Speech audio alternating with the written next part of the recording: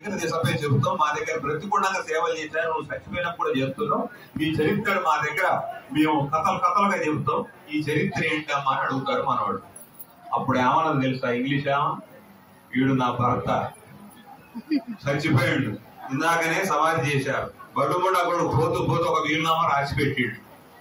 ఏమనంటే ఏమని, నాకు కట్టిన సమాధి ఆరిందాక నీకు పెళ్లి చేసుకోవడానికి వీలేదని వీలునామా రాసి తొందరగా ఆరాధన ఇస్తున్నారు అన్నట్టు.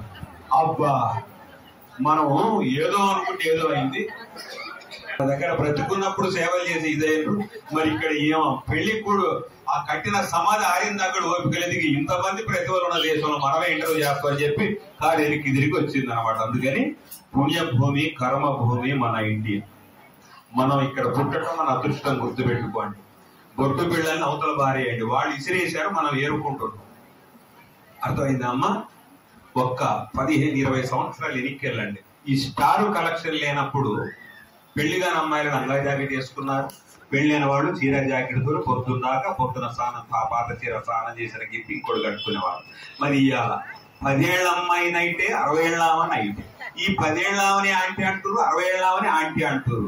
ఏమనుకోవాలి? ఈ ఆంటీ అంటే ఏమర్థం? అక్కయ్య, చెల్లె, వదిన, భర్త ఏమనుకోవాలి? ఈ నైట్ వేసుకొని ఇల్లంతా తిరుగుతూ ఉంటే దానికి మొత్తం పొద్దున్న లేచి నైట్ పడుకున్న దాకా 1, 2 5 కింది దాన్ని తుడుచుకుంటూ దాన్ని వేసుకొని తిరుగుతుంటే ఏం ఆకర్షణ ఉంటది ఒక్కసారి చెప్పండి. అందుకని వీటికి స్వస్తి చెప్పాలి. మనము మళ్ళీ పురాతన సాంప్రదాయాన్ని తీసుకురావడానికి ప్రయత్నం చేయాలి. మమ్మీ డాడీని మనం ఎంతైతే దగ్గరికి తీసుకుంటామో మన ఇంట్లో ఈ రోజున ఎంతమంది ఇళ్లలో పిల్లలు ఏ విధంగా ఉన్నారు. ఒక్కొక్కడు మిషన్ గా వాడు నోరు తెరిస్తే 3 పదాలు వినపడుతుంది. చిన్నప్పుడు ఒక 40-50 ఏళ్లకి మన చిన్నతనంలో పిల్లగాడు ఏడిస్తే పక్కింటి కూడా వినపడకపోయేది. ఇలా వాడు నోరు తెరిస్తే నా స్మైరింగ్. ఎందుకని వాడు మొత్తం వచ్చేటప్పుడు పొట్ట పగలు చూసుకొని వస్తున్నాడు, ఈ సంగతి చూస్తా అని చెప్పి. ఇక వాడు వచ్చిన కాడికి పెద్ద అవుతున్న కొద్దీ మనకి మొత్తం నట్లు పిడి చేయడమే. ఎందుకని మరి మన దగ్గర అంత వైబ్రేషన్ ఉంది కాబట్టి. మమ్మీ డాడీకి స్వస్తి చెప్పడం నేర్చుకోండి అమ్మా. అమ్మా నాన్న అనే దాంట్లో ఎంత తీపున్నది మీరు గమనించండి.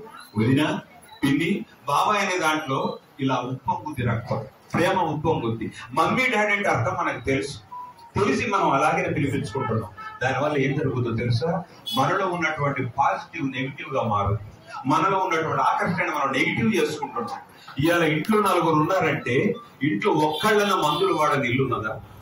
టీవీ బల్ల దగ్గర చూస్తే 2-3 రకాల మాత్రలు ఉంటాయి ప్రతి ఇంట్లో. ఎందుకని? మనలో ఉన్నటువంటి ఆకర్షణ బయటికి పంపిస్తున్నాం. ఎలా? ఈ నైటీ సాహిత్యంతో, బొట్టు బిళ్ళలతోటి, కుంకుమ అనేది మర్చిపోయి, పిన్ని, బాబాయ్, అమ్మ, నాన్న అనేది మర్చిపోయి ఇంగ్లీష్ సాంప్రదాయాన్ని తీసుకొని వచ్చాం. కాబట్టి ఎవరు వస్తారు మనకి? అదృష్ట దేవత బయటికి వెళ్ళిపోయి జ్యేష్ఠదేవి వస్తుంది. ఆమె ఎవరు? ఇంట్లో కలకలు పెట్టి ఇంట్లో బట్ట విడినట్టు పెట్టడానికి వస్తుంది దరిద్ర దేవత. కలిమాయ వచ్చి మన ఇంట్లో కూర్చుంటుంది.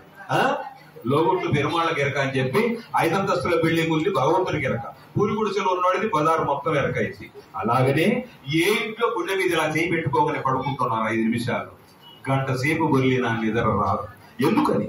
ప్రతి మనిషిలో ఒక అగాధమైనటువంటి ఆలోచనలు ఉన్నాయి, ఎన్నో కలతలు, కన్నీళ్లు ఉన్నాయి. కానీ బయటకు వచ్చిన తర్వాత వీధి అరుగు మీద చిరునవ్వుతూ ఉంటారు. లోపల ఎన్నో సుడిగుండాలు ఉన్నాయి. బయట పెట్టుకుంటే పరువు పోయిద్దేమో. మరి ఇవన్నీ ఎందుకు వస్తున్నాయి? ఒక్కసారి ఆలోచన చేయండి. మన అమ్మమ్మలు, మన తాతయ్యలు 100 ఏళ్లు బ్రతికారు. ఇప్పటికీ 95-98 బ్రతికలను మనం చూస్తున్నాం. వాళ్ళకి కళ్ళజోడు లేదు, పళ్ళన్నీ ఉన్నాయి. మరి మనకి ఏంటి పరిస్థితి? హాస్పిటల్ పుట్టిన పిల్లగాడు ఇంటికి వచ్చినప్పుడు కళ్ళజోడు పెట్టుకొని వస్తున్నాం. ఎందుకని? మనలో ఉన్నటువంటిది మనమే చేసుకుంటున్నాం. తల్లి పల్లెటూరు